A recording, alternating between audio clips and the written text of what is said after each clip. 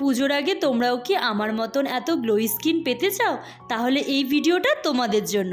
আগের দিন রাতে আমি চাল আর মসুর ডাল ভিজিয়ে রেখেছিলাম। পরের দিন সেটাকে ভালো করে ধুয়ে তার মধ্যে টমেটো নিয়ে সেটাকে মিক্সার গ্রাইন্ডারে পেস্ট করে নেব।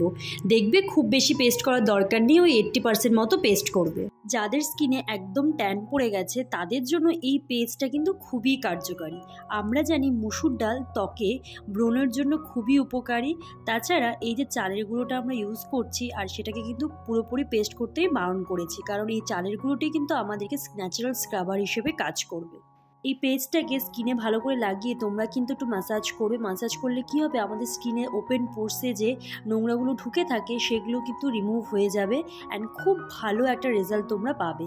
এটাকে তোমরা 10 মিনিট মতো স্কিনে ম্যাসাজ করতে পারো। তোমরা এটা উইকে 3 দিন ইউজ করতে পারো। ইউজ করলে তোমরা নিজেরাই তোমাদের পরিবর্তনটা বুঝতে পারবে। স্কিনকে অনেকটা বেশি ভেতর থেকে কিন্তু ক্লিন করে। আমি কিন্তু এটা উইকে এখন 3 দিন করে ইউজ করছি আর আমি রেজাল্ট কিন্তু তোমাদের সামনেই দেখাবো। বাকি যে পেস্টটুকু থাকবে সেটাকে আরেকটু ভালো করে তোমরা মিক্সার গ্রাইন্ডারে পেস্ট করে 100% মতো পেস্ট করে স্কিনে লাগিয়ে রাখবে 10 মিনিট মতো।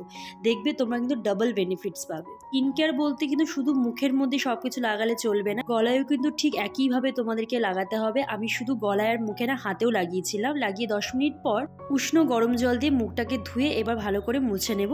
এরপরে আমি স্টার্ট করবো আমার স্কিন কেয়ার। আমি যেভাবে রোজ দিন আমার স্কিন কেয়ারটা করি স্নান করে আসার পর, সেটাই আজকে দেখাবো। ফেসটা ওয়াশ করার পরে তোমরা দেখতে পাচ্ছ কতটা ন্যাচারালি গ্লো করছে আর কতটা ক্লিন লাগছে। তোমরা কিন্তু এটা অবশ্যই ট্রাই করো, পুজোর আগে অনেকটা ভালো রেজাল্ট পাবে আর তারপর কিন্তু আমাকে জানিও। এরপর আমি ইউজ করে নেব আমার টোনার। এটা হচ্ছে মামা আর্থের টোনার। এটা ভীষণ ভালো ওপেন পোর্সকে টাইট করতে সাহায্য করে, পিম্পলস রিমুভ করে। আমি এটা 6 মাস যাবত ইউজ করছি আর আমার কিন্তু ভালো রেজাল্ট পেয়েছি।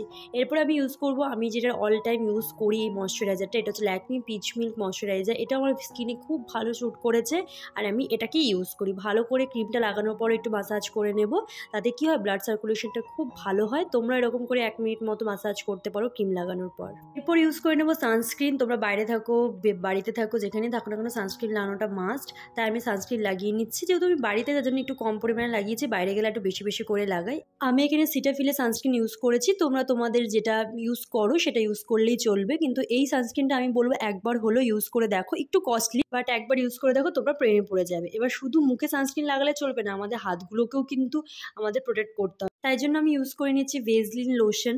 এটা একটা সানস্ক্রিন লোশন, খুব ভালো। আমি ইউজ করছি 2 বছর ধরে আর আমার এটা ভীষণ পছন্দ হয়েছে। তোমরা একবার ইউজ করে দেখতে পারো।